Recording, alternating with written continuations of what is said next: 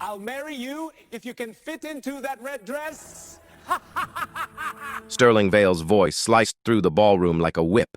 Laughter burst from the guests, sharp, merciless, echoing under the chandeliers.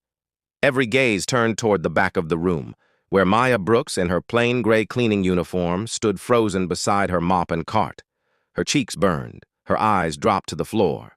The red gown under the spotlight shimmered like fire, as if it existed only to remind her of everything she could never touch. Sterling raised his glass, savoring the cruelty, before the laughter swelled again. Imagine walking into a room that smells like money, perfume, and cameras, and realizing that your presence only counts when someone decides to laugh. The Chelsea Regal Hotel in Manhattan shimmered that night like a palace made of light. The chandeliers burned white above a sea of sequins and silk. Photographers shouted names. Laughter rang like glass being struck too often. At the center of it all stood Sterling Vale, the designer whose initials had become a brand and whose smile had become a weapon. Tall, polished, every gesture rehearsed. His tuxedo looked tailored by the idea of perfection itself. "Ladies and gentlemen," he announced, lifting his glass, voice smooth as velvet over ice, "I'll marry whoever can fit into that red dress tonight." He pointed toward a mannequin displayed under a spotlight. "But before we go on, we'd love to know, where are you listening from? Follow our channel so you don't miss a single story. We're here to share emotional, dramatic tales, but also to brighten your day and remind you that there is always hope." The gown was breathtaking. Crimson silk, hand-beaded, shaped like it had learned how to move before anyone touched it. Laughter filled the ballroom. Laughter that climbed walls and cut through insecurities like scissors through thread. In the back, near the service entrance, Maya Brooks stood with her cleaning cart. She wore her uniform, plain gray cotton that smelled faintly of bleach. Her reflection glimmered for a second in a silver tray before being swallowed by the light. She didn't look at the crowd. She looked at the floor, where crystal glasses had left tiny rings of champagne. Sterling lifted the glass again, enjoying the noise. "Any takers?" Cameras flashed. The crowd loved his arrogance. It was part of his brand. Maya tightened her grip on the mop handle and turned away. Her silence was heavier than their laughter. She pushed her cart down the hall, past the smell of roses, past laughter that didn't belong to her world. Inside her, a small voice whispered something she hadn't let herself think in years. "I will not always be invisible." Later that night, in her narrow apartment in Woodside, Queens, paint peeling from the corners and the hum of traffic sneaking through the window, Maya sat on the edge of her bed. Her mother, Ruth Brooks, was in the kitchen stirring instant oatmeal, her hands stiff but gentle. "You got home late?" Ruth said softly. "Another event?" Maya nodded, slipping off her shoes. "The Sterling Vale Gala." Ruth looked up. "That's the one on TV?" Maya smiled faintly. "Yeah, I cleaned up after it." Ruth's eyes softened with the kind of pride that hurts. "You're doing your best, honey." On the small TV, a morning show played highlights of the event. Sterling appeared, laughing with models, the red gown glowing behind him like a fire that refused to die out. "The dress will be auctioned next month," the host said brightly. "A piece of American fashion history." Maya stared at the screen until her reflection appeared faintly over Sterling's grin. "One day," she whispered, not to her mother but to herself, "I'll wear something like that." It wasn't vanity. It was a promise, made quietly, shaped out of dignity, not desire. That night she couldn't sleep. She stared at the ceiling and thought about every joke that used to make her shrink, every time she'd been told to stay in her place. And somewhere between midnight and dawn, she decided she wouldn't. By sunrise, the ballroom was a graveyard of glitter and perfume. Maya moved her mop in long arcs, letting the soft rhythm calm her. The marble floor began to shine again, her kind of art, silent but certain. "Excuse me," said a voice behind her. It was Harper, the event coordinator's assistant. Her heels clicked like punctuation marks on the floor. "I'd be careful showing my face around Mr. Vale again," Harper said, glancing at Maya's uniform. "He's particular, doesn't like visual mistakes at his events." Visual mistakes. The phrase pressed against Maya's chest like a weight. She didn't argue. She nodded, eyes steady. "Thank you for the warning." After Harper left, Maya wrung out her mop and whispered to herself, "People like her don't see how clean floors get." She finished her shift, clocked out, and walked home through early morning Manhattan, past bakeries opening shutters, past a man playing saxophone for coins that never added up. Halfway home, she stopped in front of a small gym. Its front window was fogged, and a handwritten sign hung by the door. "First class free, starts today." For a long moment, she just stood there, rain starting to sprinkle her jacket. Then she pushed the door open. Inside smelled like rubber mats and determination. A woman with a ponytail and arms built from patience looked up. "You knew?" she asked. "Yeah," Maya said, clutching her bag. "I want to change." "I'm Tanya," the trainer said, offering her hand. "Show up. That's the rule. I'll meet you there." That evening, Maya returned after her shift, still in her work pants, hair pulled back. The first squat felt impossible. The second hurt. The third made her eyes sting, but she finished it. "Good," Tanya said quietly. "Pain is proof that you're showing up." After the workout, Maya caught her reflection in the gym mirror. Her face was flushed, her hair messy, but there was a spark in her eyes that hadn't been there for years. At home, Ruth looked up from the couch, surprised. "You're glowing," she said. Maya smiled, rubbing her sore arms. "I think I'm finally building something." Over the next weeks, her days became a pattern of exhaustion and hope. Morning, hotel cleaning shift. Afternoon, a few hours at an office building downtown. Evening, gym. She started eating better, sleeping earlier, walking taller. Tanya would say, "Slow is smooth, smooth is fast," every time Maya grew impatient.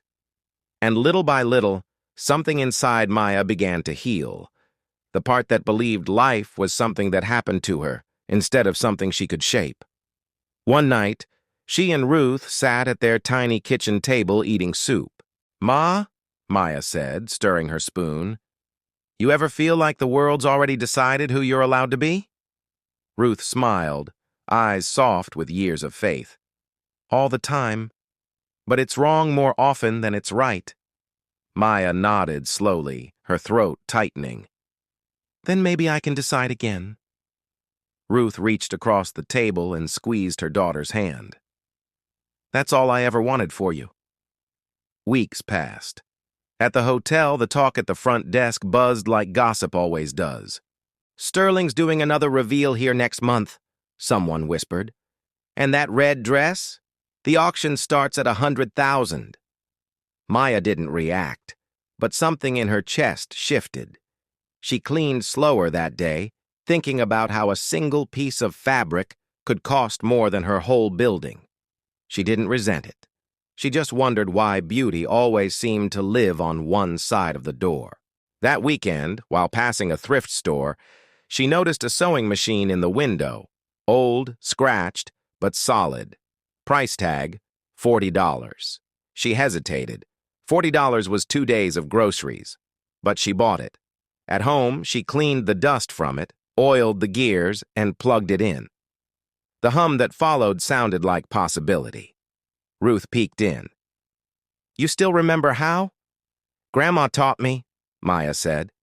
"My hands remember even when my mind forgets." She began stitching scraps of fabric together, tiny squares, mismatched patterns. It wasn't art yet, but it was hers. Each evening she practiced after work, sometimes until midnight, until her eyes burned and her back ached.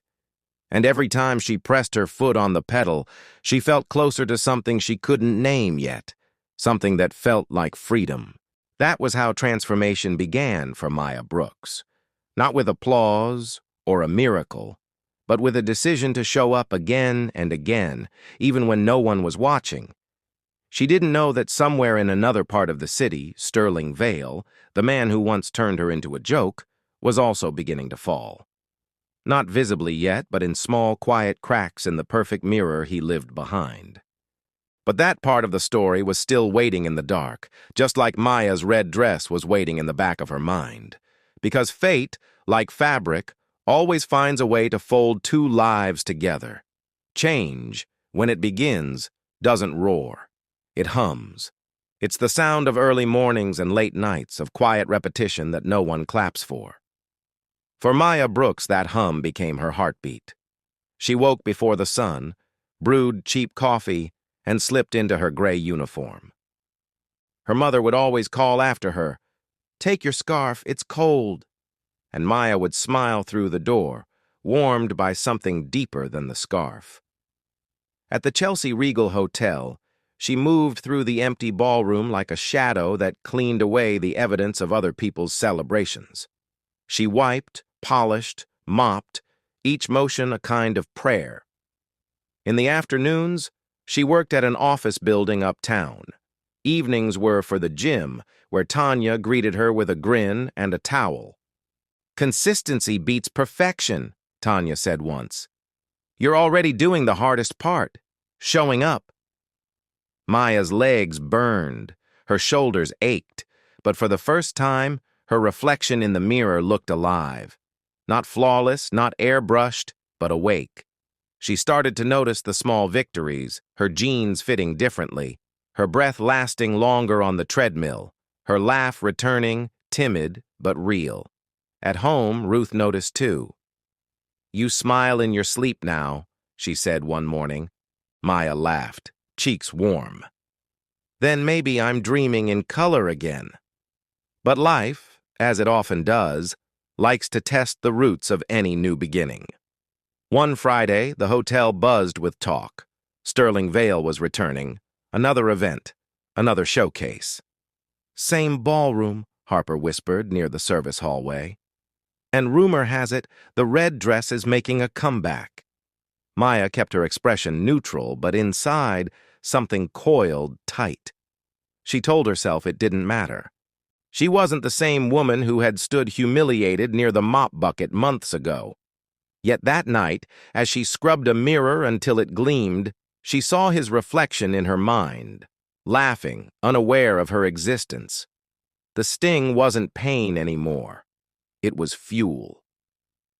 The next morning, on her walk to the gym, a gust of wind slapped a flyer against her leg. It read, "Stitch House, assistant needed. No experience required, will train. A small design shop on 8th Avenue. Something stirred in her chest. She thought of her old sewing machine, the hum in her apartment, the way fabric obeyed her hands. By lunchtime, she was standing inside Stitch House. The place was a maze of fabrics, silks, cottons, chiffons, all stacked in towers of color. The air smelled of steam and chalk. Behind a long cutting table stood Evelyn Ross, silver hair cropped short, glasses low on her nose, measuring tape draped around her neck like jewelry she'd earned. Evelyn looked up. "You here for the assistant position?" "Yes," Maya said, trying not to sound nervous. "My grandmother taught me to sew. I've been practicing again." Evelyn studied her for a long second. "I don't need talent. I need care. Someone who listens to fabric." "I can do that," Maya said softly. Evelyn nodded once. "You start now. That machine over there, thread it." Maya's fingers trembled as she did, but the old rhythm came back, as if muscle memory had waited for this very moment. By closing time, Evelyn handed her a small envelope. "It's not much," she said, "but I pay on time and I don't tolerate shortcuts." Maya smiled, the kind that comes from being seen. "Thank you. I don't take shortcuts either." The weeks that followed reshaped Maya's life again. By day, she still cleaned at the hotel. By night, she sewed at Stitch House. She learned about tension, bias, drape, how the fabric itself tells the truth if you're quiet enough to listen. Design, Evelyn said once, isn't about beauty, it's about honesty. The fabric knows when you're lying. Maya laughed softly. Then I guess I'll always have to tell the truth. Evelyn's smile was approving. Good. The world needs more of that. At home, Ruth would wait up for her, a plate of dinner kept warm. "You're working too hard," she said one night. "I'm building something," Maya replied. "I just don't know what yet." Ruth nodded slowly. "Then keep building, one stitch at a time." Meanwhile, Sterling Vale's empire began to tremble. Quietly, privately. Sales dropped. Critics whispered that his designs had lost their soul.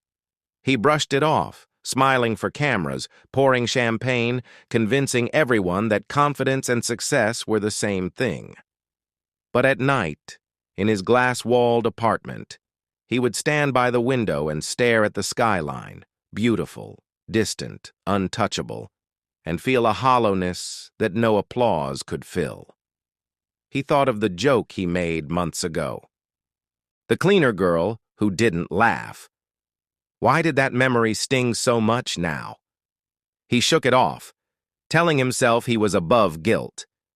But something in him had begun to crack. Small, invisible fissures spreading beneath the surface.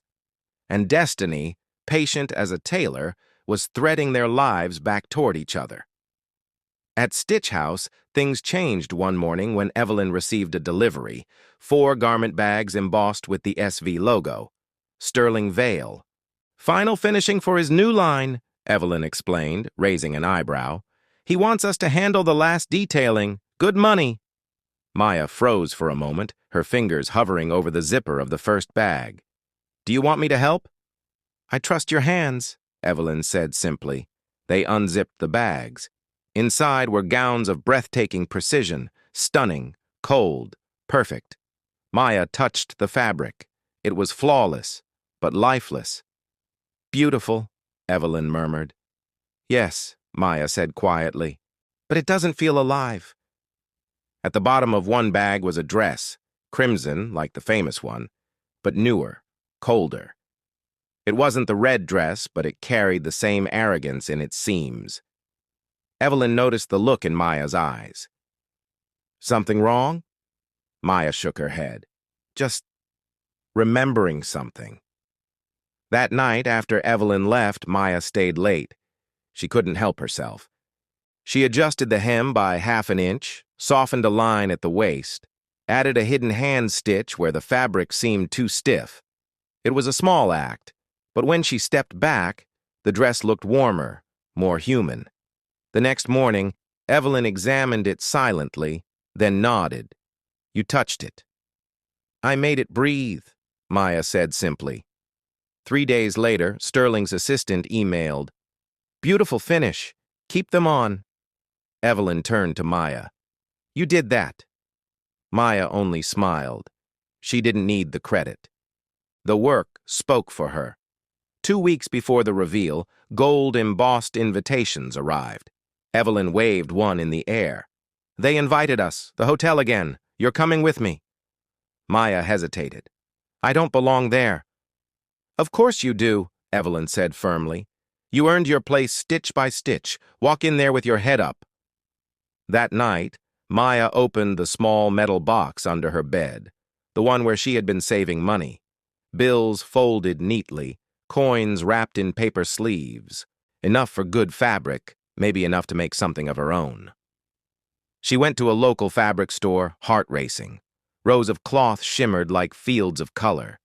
Then she saw it, a bolt of deep crimson satin, not bright, but rich, quiet, strong. The clerk measured 2 yards. Maya paid in cash, holding the fabric as if it were light itself. At home, she sketched a design, simple, elegant, different from Sterling's sharp geometry. Her red would be softer, more human. Every curve would mean resilience, every seam, courage.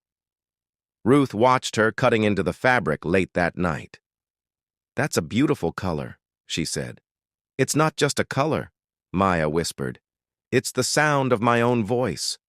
Across the city, Sterling Vale stared at his reflection in a darkened window. Investors wanted reports.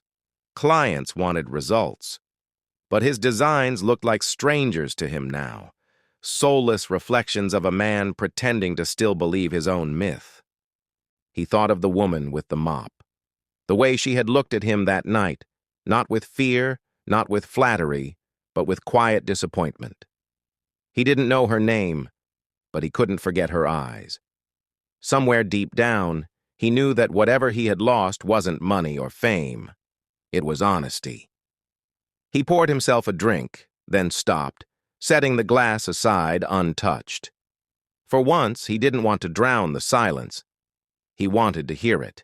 And for the first time in his adult life, Sterling Vale didn't know who he was without applause. That silence, the same silence that Maya had once carried like armor, was about to become the thread that would sew both their stories together again. Because the night of the reveal was coming. And this time, both of them would walk into that ballroom as different people. One reborn from humility, the other reborn from courage. And somewhere, waiting under the lights, the color red would finally mean more than beauty. It would mean truth. The night of the reveal felt like electricity bottled inside the Manhattan air. Cars lined up outside the Chelsea Regal Hotel again, sleek, black, gleaming under camera flashes. Inside, a wall of flowers framed the red carpet like a throne room built for attention. Sterling Vale stood backstage, perfectly dressed, perfectly anxious. His hair, his cufflinks, even his smile, everything seemed in place. Everything except his peace. He stared at his reflection in the mirror, adjusting his tie again and again, as if he could tie himself back to the man he once was. "Where's the hero gown?" he asked his assistant. "In the vault, sir. Guarded, as you requested." "Good," Sterling replied automatically. His voice sounded hollow, even to him. He looked out from the wings at the ballroom filling with guests. The same chandeliers. The same laughter. But this time, something inside him whispered that maybe he didn't belong here anymore. Not as he was. Across the hall, in a smaller dressing room, Maya Brooks stood before a mirror of her own. Her crimson dress, her dress, hugged her frame like it had been waiting its whole life for her courage to arrive. Evelyn stood behind her, steady hands zipping up the final inch. "You look like yourself," Evelyn said softly. Maya smiled.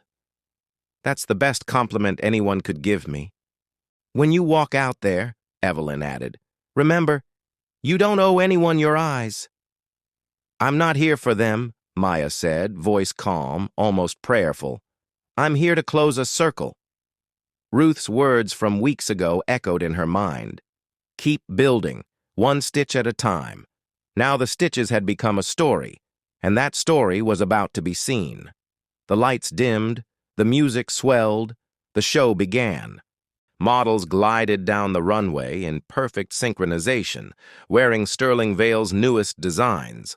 Flawless, luxurious, safe. The audience applauded politely. The beauty was undeniable, but the spark was missing. Then came the final announcement. "And now," the host said, "the signature piece of the evening, the red dress." Every camera turned. A hush swept through the room as the curtain parted. But it wasn't a model who stepped out. It was Maya. The world seemed to pause. She didn't walk fast. She didn't pose. She simply arrived, each step grounded, graceful, deliberate. The red dress shimmered under the light, but not the way Sterling's had. This one didn't scream for attention. It spoke. It told a story only she could tell. The audience leaned forward, murmuring. "Who is she?" Someone whispered. "Is that part of the show?" Another asked. Backstage, Sterling froze. His breath caught somewhere between shock and realization. He knew that face. It hit him like memory reawakened, the cleaner, the silence, the vow in her eyes that night. Maya reached the end of the runway. Cameras flashed like lightning, yet she looked utterly calm. She didn't smile for approval, she smiled for peace. And then her gaze met his. For the first time, Sterling Vale felt what it was like to stand on the other side of power, and it humbled him. He stepped forward, microphone trembling in his hand. "Ladies and gentlemen," he said, voice unsteady, "our unexpected guest reminds us that fashion, true fashion, is about courage." It wasn't in the script. It wasn't rehearsed. But the tremor in his tone told a truth his brand had forgotten. The audience applauded, first in confusion, then with growing admiration. Maya reached the end of the runway, paused, then turned to him, calm and unafraid. "That dress isn't yours," Sterling said, almost to himself. "I know," she answered. "That's why it shines." He swallowed hard. "What do you want?" Maya's smile was small but sure. "Nothing from you. I came to stand in the light without asking permission." Murmurs rippled through the crowd, recognition dawning. Someone whispered, "Isn't she the hotel worker he mocked?" Phones lifted. Cameras caught history in motion. Maya looked at him one last time and said, "I didn't come to humiliate you, Sterling. I came to forgive myself." Then she walked away, slowly, beautifully, like a chapter closing itself. The applause that followed wasn't for the brand. It was for her. It was for every person who had ever been unseen and decided to be visible anyway. The next morning, every news outlet replayed the same moment. The woman in the red dress who stole Sterling Vale's show. Talk shows speculated. Headlines multiplied. But for Maya, the world outside barely mattered. At Stitch House, she kept working quietly, sewing as orders began to pour in. She didn't give interviews. She didn't post statements. Her work spoke for her, as it always had. Ruth poured her coffee one morning and said, "He keeps calling Evelyn." Maya didn't even look up from her stitching. "Then he's still trying to fix the wrong thing." Ruth smiled sadly. "You're not angry?" "No," Maya said softly. "I let that go the night I walked out of that ballroom. But grace, like sunlight, finds its way through even the smallest cracks." Weeks later, Sterling Vale stood in a classroom in Queens, teaching high school students how to sketch fabric drapes. He wasn't paid. He wasn't photographed. He was learning what it meant to give without a spotlight. He had started volunteering after one of Evelyn's emails. She had challenged him. "If you want to rebuild, start by serving. The hands that make the world beautiful deserve your time." He listened. For once, he really listened. And in the quiet laughter of those students, in the hum of sewing machines, he began to find peace again. One afternoon, Evelyn entered the classroom, crossing her arms with a knowing smile. "So," she said, "this is where you've been hiding." Sterling smiled faintly. "I'm not hiding. I'm learning." "She doesn't want to see you," Evelyn said gently. "And I understand why." "I'm not here to be forgiven," he replied. "I'm here to apologize." Evelyn studied him, eyes softening. "There's a design expo tomorrow at the Queens Civic Center. Maya's bringing her students. If she wants to listen, she will." That night, Sterling wrote a letter, by hand. No logo, no PR phrasing, no polish. Just truth. He wrote about pride, blindness, regret, and the lesson she had unknowingly given him, that dignity doesn't demand attention, it commands respect by existing. The next day, the expo smelled of coffee and fresh fabric. Students displayed dresses sewn with more hope than skill, but it was enough. Maya stood beside a young girl struggling to pin a hem. "Don't rush," she said kindly. "The fabric forgives if you give it time." Then she felt it, a shift in the air. Sterling stood a few feet away, letter in hand, dressed plainly for the first time she'd ever seen him. "Maya," he said softly, "thank you for letting me speak." She turned, calm. "This isn't your stage anymore." "I know," he said, offering the folded paper. "I wrote this for you. You don't have to read it. I just wanted to say—" He hesitated, gathering himself. "I was wrong. About everything. I thought power was proof, and applause was love. But your silence showed me what real worth sounds like. I'm sorry." Maya held the letter, her expression unreadable. "I don't want your guilt," she said gently. "Guilt looks backward. I want you to look forward. Use what you have to open doors for people who need them." "How?" he asked, voice cracking slightly. "Scholarships, workshops, resources for the people no one sees, the ones who clean, who stitch, who make beauty possible."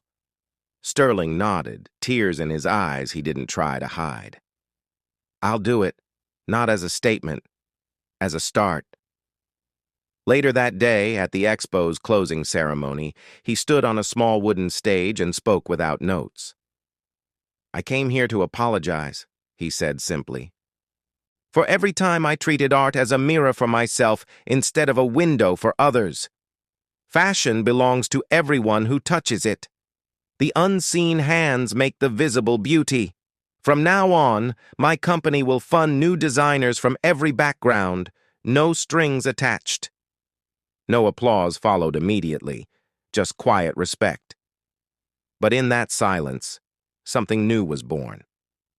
When he stepped off the stage, Maya was there, helping a student with a seam. She looked up briefly. "I already healed," she said. "You don't owe me anything." "I know," he said softly, "but I owe the world better than I've been." She smiled faintly.